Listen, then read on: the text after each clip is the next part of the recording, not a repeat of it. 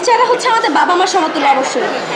এখন যদি আপনার বাবা মাকে কেউ বলে আপনার বাবা মায়ের হাত পা ঘুরাই দিব, আপনি সহ্য করতে পারবেন?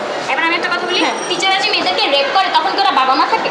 তখন সব টিচাররা এক না। আমরা কি এখানে সব টিচারকে আমি কি বলি, টিচার যদি বাবা মা তুলে গালি দেয় সেটা কোন ধরনের টিচারের মানে শিক্ষা?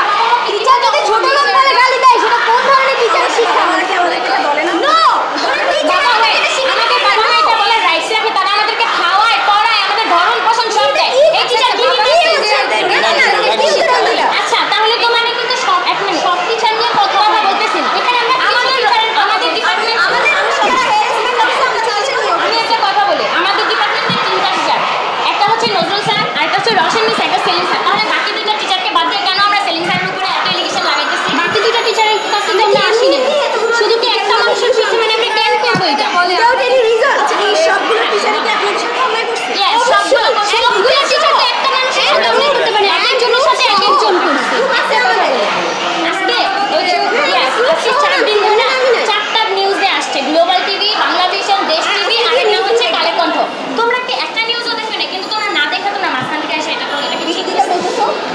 একবার চিন্তা করে না যে এতগুলো চোখ হ্যাঁ বল আমরা দেখেই বলতেছি।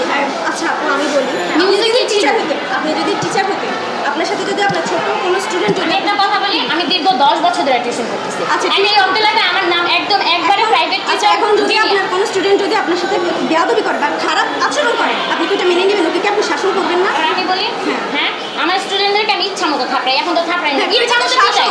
কেন পিটাই? ওরা ভুল করে, ওরা আম্মা এসে বলে ঠিক করছো। একটা স্টুডেন্ট বেয়াদবি করছিল, আমি ওরা ছাইড়াই এসে করছি। মানে কি ও আমি ওকে শিখাবো এটা ঠিক, কিন্তু যখন না শিখবে ওই টিচারকে মানে বের করে দিতে হইবে, অথবা ওই টিচারে ওই স্টুডেন্টদেরকে ছাড়তে হবে। কথাটা বুঝছো তুমি? আমি 10 বছর ধরে টিউশন লাইফে আসছি, 10 বছর। আপনার স্টুডেন্ট আপনার সাথে যখন বেয়াদবি করছে আপনি কেন থাপড়াইছেন? না বেয়াদবি করার পর থাপড়াই না, আমি ওর এখান থেকে চলে আসছি, কারণ ও আমাকে রেসপেক্ট দিতে পারে না। এটা ফ্যামিলিতে প্রবলেম। আমার মতো এমন অনেক টিচার আসছে যাদেরকে আগে ছাড়ছে, কারণ ওই টিচারদের সমস্যা ছিল। ফার্স্ট টাইম বলছেন আপনি থাপড়াইছেন, ফার্স্ট টাইম ওরা যখন পড়ানো পড়ে তখন শাসন স্বরূপ থাপড়াইতে পারে। আমার টিচার আমাকে ইচ্ছা মতো মারুক, আমি কিচ্ছু বলবো না। আপনি যখন ওরা খারাপ ব্যবহার করার পর আপনি ওদেরকে শাসন করেন নাই, ওদের বাবা মার কাছে গার্ডিয়ানের কাছে বিচার দিয়ে আসছে, কারণ আমার শাসন করে তাহলে তো আপনার উপর দায়িত্ব দিচ্ছে, তাই না?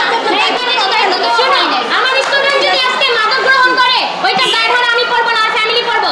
আমি ওকে জাস্ট শোনাইতে পারবো, বুঝাইতে পারবো। হ্যাঁ বুঝাইতে পারবেন। তোমার কথা মতে কি আমরা একটা উত্তর দিব?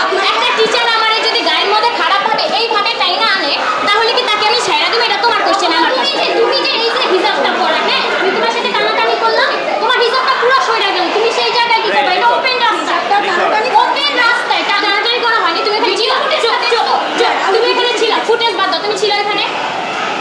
ভিডিও তো কি